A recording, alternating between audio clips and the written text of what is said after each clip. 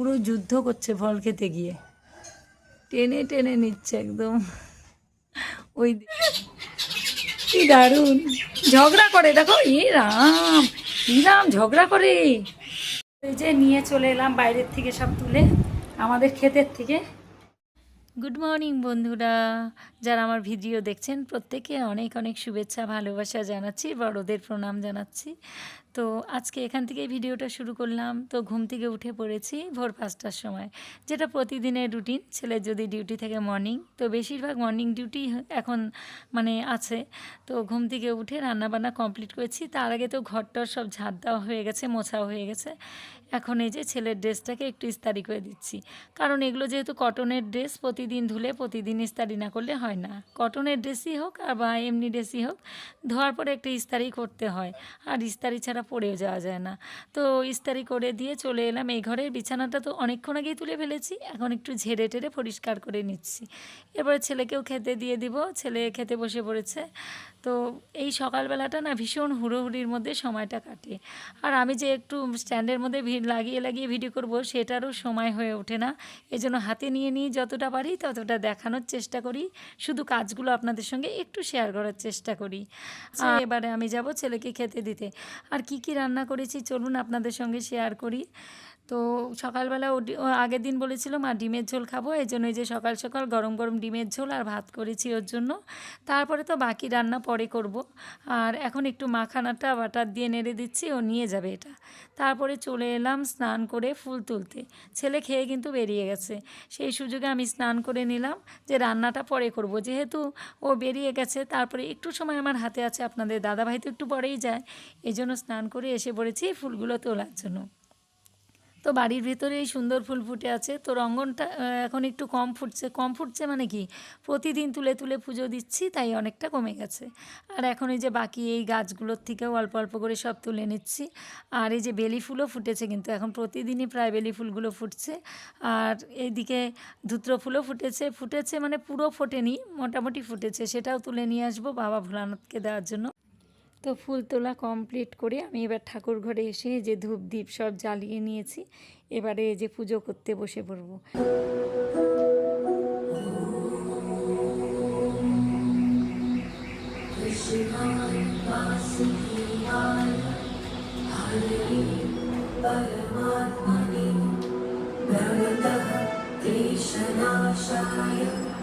গোবিন্দায় নমো নমঃ।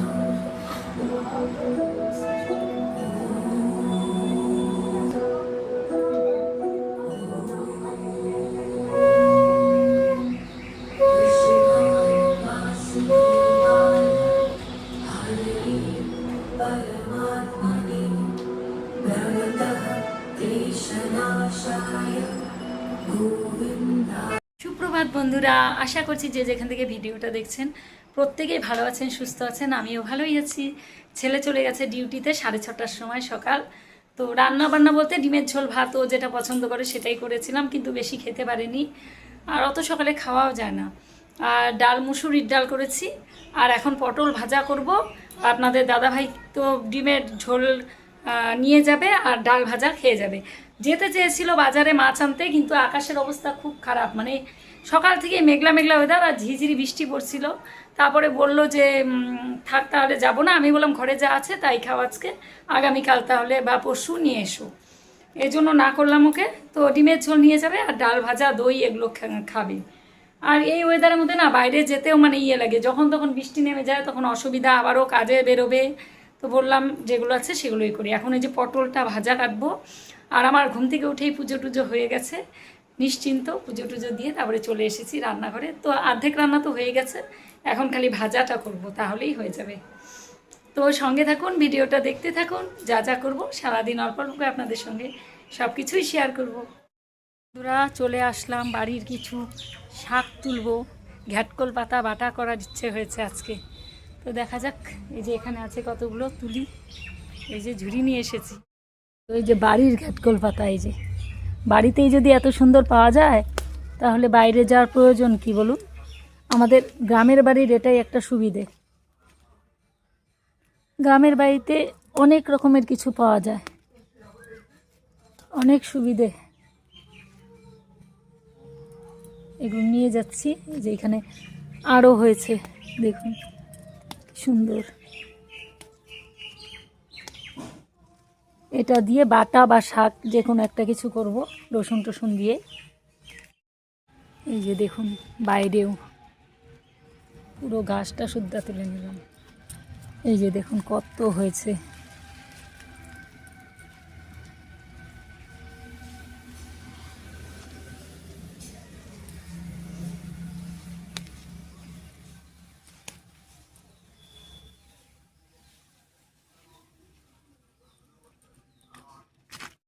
এই যে নিয়ে চলে এলাম বাইরের থেকে সব তুলে, আমাদের ক্ষেতের থেকে।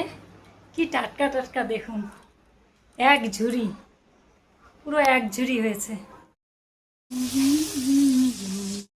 এখন এই যে পাখিদের খাবার নিয়ে এলাম, এখন দিয়ে দেবো সব পাখিদেরকে। সকালে বৃষ্টি ছিল জন্য দিতে পারিনি। এই যে দেখুন খাবারটা দিয়ে দিলাম এই যে বাটিতে করে। এই দেখুন আসা শুরু করেছে। এই যে দেখুন ওদের অভ্যাস হয়ে গেছে প্রতিদিন আস্তে আস্তে, মানে খাবার দেই রোজ সকালে। এই যে এই দেখুন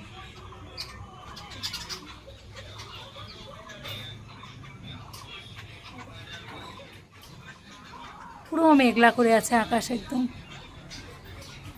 খাবারগুলো আজকে সামনে দিয়েছি, এদিকে আমি পিছিয়ে যাচ্ছি, আমাকে দেখে আরও আসছে না সামনে। এই দেখুন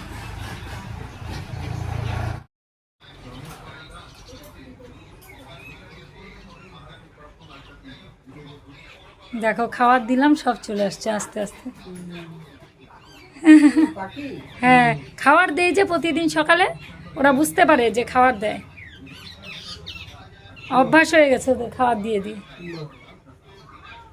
আরও আসবে দেখবা, মুড়ি আর বিস্কুট। ওই দেখো ওই যে শালিকও আসছে। উরি বাবা, উরি বাবা, কি দারুণ ঝগড়া করে দেখো। রাম রাম ঝগড়া করে। শালিকগুলো তাড়িয়ে দিচ্ছে ওদেরকে।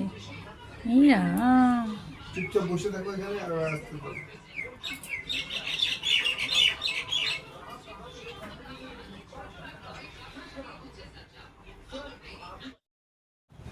এই যে দেখুন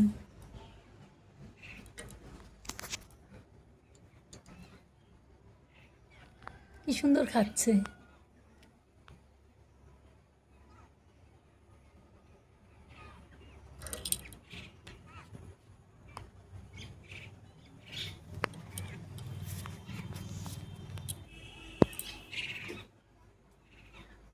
সব শাকগুলোকে ভালো করে ধুয়ে নিলাম অনেকবার করে, আর ধোয়ার সময় একটু লবণ দিয়ে নিয়েছিলাম জলের মধ্যে, যদি কোনো পোকা টোকা থাকে বেরিয়ে যায়, বর্ষাকাল তো এই জন্যই। আর শাক ভাজা করব আজকে, বাটা করব না। শাক ভাজা করার জন্য এই যে রসুন কেটে নিয়েছি বেশি করে, আর লঙ্কা নিব, কাঁচা লঙ্কা অনেকগুলো দিব চিড়ে, শুকনো লঙ্কাও দিব। আর এখানে এই যে পেঁয়াজ কুচি, আর এটা হচ্ছে কাঁঠালে বিচি কুচি করে নিয়েছি। দেখুন আজকে একটা অন্যভাবে শাক রান্না করব। এই শাকটাকে তো অনেকেই চেনেন, এটা ঘ্যাটকল পাতাও বলা হয়, খারকন পাতাও বলা হয়। আমরা খারকন পাতাই বলি, কিন্তু অনেকে এটাকে ঘ্যাটকল পাতাও বলে।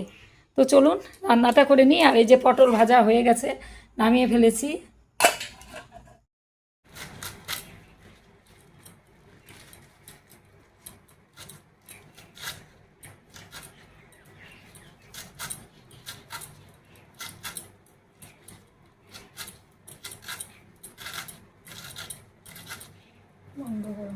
যে আমার শাকগুলো কাটা কমপ্লিট হয়ে গেল।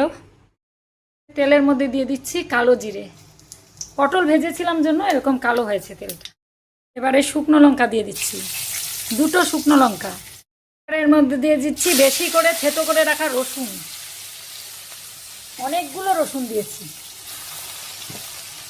রসুনটা একটু নাড়াচাড়া করে ব্রাউন হয়ে আসলে এর মধ্যে দিয়ে দেবো পেঁয়াজ কুচি। রসুনটা দিয়ে একটু নাড়াচাড়া দিয়ে এবার এর মধ্যে দিয়ে দিচ্ছি পেঁয়াজ কুচনো। পেঁয়াজটা একটু কম দিয়েছি, রসুনটাই বেশি দিয়েছি। একটু নাড়াচাড়া করব। দিয়ে দিচ্ছি কতগুলো পাকা চেরা কাঁচা লঙ্কা, তারপরে দিয়ে দিচ্ছি ঝিরি ঝিরি করে কেটে রাখা কাঁঠালের বীজ,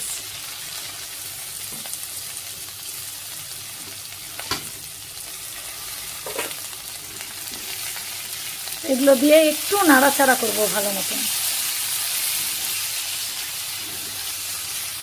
এর মধ্যে সামান্য লবণ দিচ্ছি, কারণ কাঁঠালের বীজটা দিয়েছি যেহেতু। আর একটু হলুদ দিয়ে দেবো, দিচ্ছি সামান্য হলুদ। এবারে ভালো করে নাড়াচাড়া করে এটাকে একটু ভেজে নেব, যাতে রসুন পেঁয়াজ এবং কাঁঠালের বিচিটা একটু ভালো মতো ভাজা হয়ে যায় তেলের মধ্যে। তেলটা একটু পরিমাণে বেশি লাগবে, মানে খুব একটা বেশি না, মানে যাতে এগুলো ভাজা হয়ে আবার শাকটা হয়ে যায়। এর মধ্যেই শাকটা দিয়ে দেবো। এবারে এর মধ্যে যে শাকগুলো দিয়ে দিচ্ছে আগে থেকে কেটে রাখা, শাকটা দিয়েছি তাই আরেকটু লবণ দিয়ে দিচ্ছি এর মধ্যে। এবারে শাকটাকে একটু ভালো করে নাড়াচাড়া করে নিচ্ছি, একদম স্টিমটা একদম লো করে দিয়েছি। আর হলুদ দিলাম না, কারণ আগেই হলুদ দিয়ে দিয়েছি তো, শাকটা দেওয়াতে আর একটু লবণ দিলাম। এবারে এটাকে ঢাকা দিয়ে দেবো, একটু নাড়াচাড়া করে নিলাম। এবারে যে শাকের জলটা বেরোবে সেটা দিয়েই এগুলো সব সেদ্ধ হয়ে যাবে, কাঁঠালের বিচি টিচি যা আছে। ভালো করে একটু নাড়াচাড়া করে এবারে ঢাকা দিয়ে দেবো।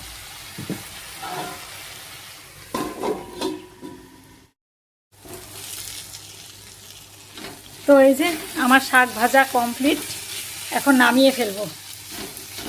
এরকম করে শাক ভেজে খেয়ে দেখবেন, সত্যিই ভালো লাগে খেতে। রসুন পেঁয়াজ কাঁঠালের বিচি কাঁচা লঙ্কা শুকনো লঙ্কা কালো জিরে, আর তেলটা একটু বেশি দিবেন।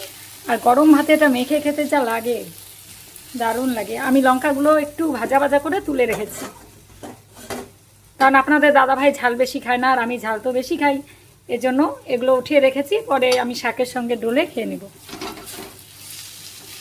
তো অনেকক্ষণ ছিল শাকের সঙ্গে, আমি এই যে এত নাড়াচাড়া করছি জন্য তুলে রাখলাম। কাঁঠালের বিচিগুলোও সেদ্ধ হয়ে গেছে, এখন নামিয়ে ফেলবো। তো এইভাবে ঘ্যাটকল পাতা করে একবার খেয়ে দেখবেন। তো বন্ধু, আপনাদের দাদাভাইয়ের ভাত সাজিয়ে দিয়েছি। এখানে হচ্ছে ডিমের অমলেটের ঝোল, এখানে পটল ভাজা, ঘ্যাটকল পাতা ভাজা মানে শাক, এখানে ডাল আর লেবু। তো দিয়ে আসি, এখন গিয়ে বসে পড়েছে খেতে। তাড়াহুড়ো করে রান্নাটা করলাম। নাও ডিম আনি, বাজার যেতে পারিনি, যেগুলো ছিল সেগুলো দিয়ে করে দিলাম। খেয়ে দেখো তো কেমন। আপনাদের দাদা ভাইয়ের খাওয়া হয়ে গেছে, ওর একটু গলায় ধরেছিল। এই শাকটা মনে হয় একটু ভাপ দিয়ে ফেললে ভালো হতো, জলটা মানে সামান্য একটু ভাপ দিয়ে যদি ফেলতাম ভালো হতো। আর তার মধ্যে সবথেকে বড় কথা কি, আমরা অনেক খেয়েছি ঘ্যাটকল পাতা, আমাদের বাড়ির চারদিকে ভর্তি। তো এর আগে অনেকবার খেয়েছি, গলায় ধরেনি। এখন হচ্ছে বর্ষাকাল, বৃষ্টির জল পড়ছে, আমার মনে হয় বর্ষাকালে একটু গলায় ধরে। তো লেবু দিয়ে খেয়েছে, তারপরে লেবু আগেই দিয়ে দিয়েছিলাম পাতে, এই জন্য আমিও নিয়ে নিলাম। আমারও তো সব কিছুতেই গলায় ধরা একটু অভ্যাস আছে। আর লঙ্কাটা বেশি করে এই জন্যই দিয়েছি, লঙ্কা রসুন।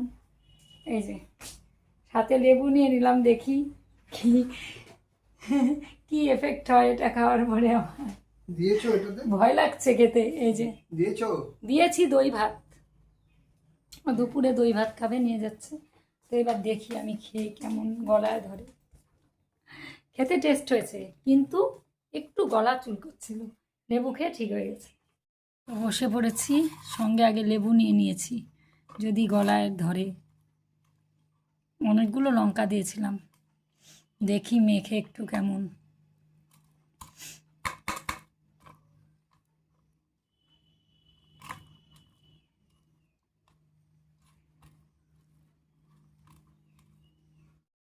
খেতে দারুণ হয়েছে, দারুণ।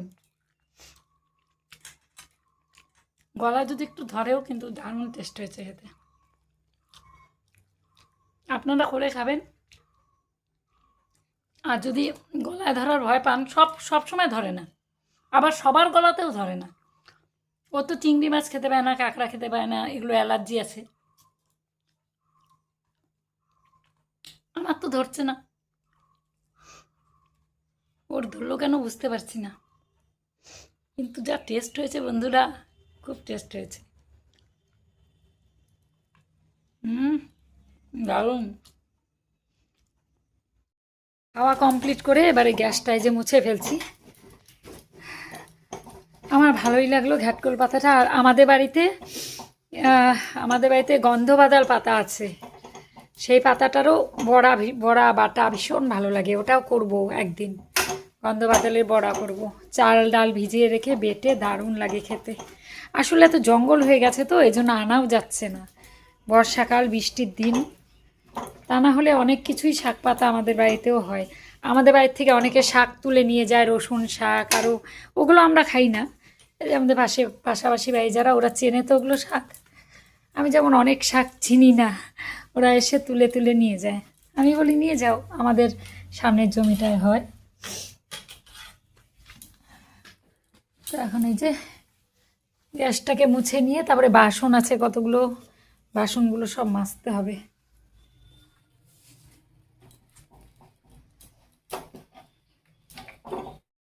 এখানে এই যে কতগুলো বাসন মেজে রাখলাম, এখানে জায়গা হবে না জন্য। আবার এই যে বাদবাকিগুলো এখানে রেখেছি। গ্যাসও মোছা হয়ে গেছে। এবারে এই যে মেঝেটাকে মুছে ফেলছি রান্নাঘরের। এত কোমর ব্যথা হয়েছে আমার, প্রচণ্ড কোমরে ব্যথা করছে। আসলে এত দাঁড়িয়ে দাঁড়িয়ে কাজ করতে হয় এতক্ষণ, এই জন্যই মনে হয় এত ব্যথা।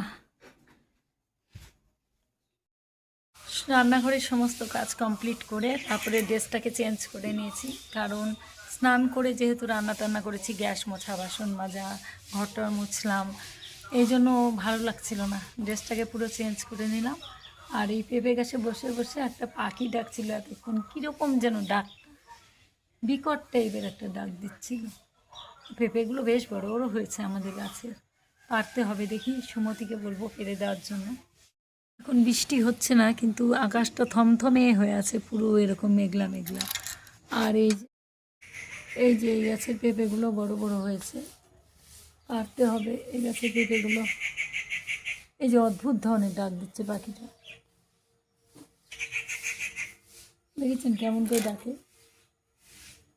পুরো যুদ্ধ করছে ফল খেতে গিয়ে, টেনে টেনে নিচ্ছে একদম। ওই দেখুন অবস্থাটা, দেখুন অবস্থাটা, ওই দেখুন কিভাবে টানছে, ফলের সঙ্গে যুদ্ধ করছে। হাফ খেয়ে ফেলেছে আর হাফ বাকি আছে, দেখুন দেখুন কেমন যুদ্ধ করছে ফল। কি দারুণ লাগে না দেখতে? উরি বাবা,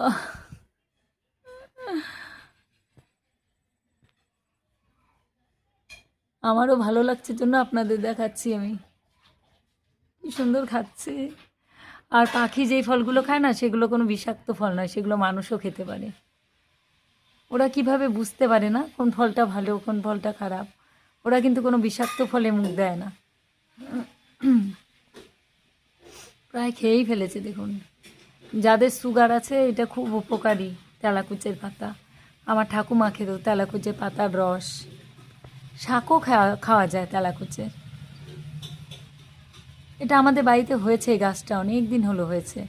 আর এটা আমাদের দারচিনি গাছ, এটা এনে লাগানো হয়েছিল, আপনাদের দাদাভাই এনে লাগিয়েছিল এই গাছটা।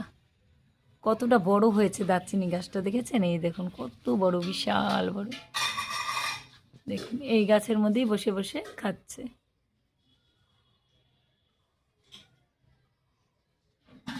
মনের সুখে ফল খেয়ে নিচ্ছে। প্রায় শেষই করে ফেলেছে, আর অল্প একটু আছে।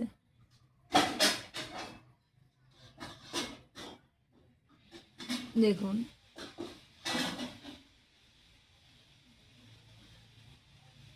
টুকরো টুকরো করে ভাঙছে ফলটাকে।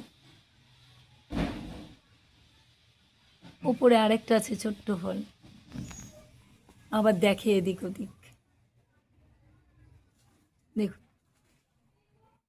এই যে এই পাখিটা মানে কোকিল, এটা এই খাচ্ছিল এতক্ষণ ফল, এই যে ফল, এই যে কোকিল খাচ্ছিল, দেখুন। ফলটা খেয়ে তারপরে এখানে গিয়ে বসলো,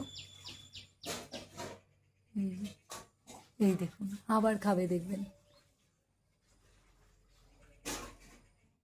তো বন্ধুরা, ভিডিওটা আজকে এখানেই শেষ করছি, দেখা হচ্ছে আবার পরবর্তী ব্লগে। সবাই ভালো থাকবেন, সুস্থ থাকবেন। তো আজকের মতো টাটা। ফিরে আসছি নতুন ব্লগের সঙ্গে। টাটা, সবাই ভালো থাকবেন।